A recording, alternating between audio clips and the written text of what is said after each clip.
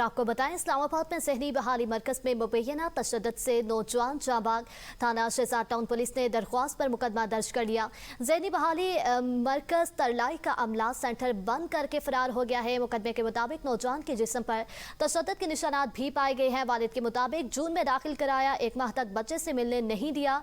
9 जुलाई को बताया कि आपके बच्चे को डेंगू हो गया है। मुकदमा मतन के मुताबिक सेंटर पहुंचने पर पता चला मेरा बेटा जांबाग हो गया है। सेंटर का मालिक डॉक्टर हमजा भी मंजर आम से गायब हो गया है। इस हवाले से मसीद जानते हैं जमान मुगल से। जी जमान मुगल, मसीद बताइएगा इस वाक़े के हवाले से।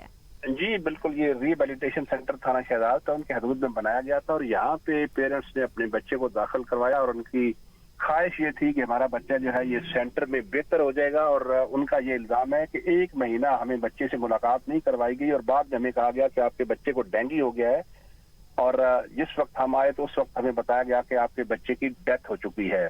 FIR दर्ज कर ली गई है, लेकिन जो रिहैब का अमला था वो सारे का सारा वहां से फरार हो चुका और जो मरकजी डॉक्टर है वो भी मौका से फरार होने में कामयाब हो गए। SHO का ये कहना है कि हम जो भी लोग फरार हुए हैं उनको गिरफ्तार भी करेंगे और कानून के मुताबिक इनको सजा भी दिलवाएंगे, ट्रायल करेंगे पूरा और इनको सजा दिलवाई जाएगी।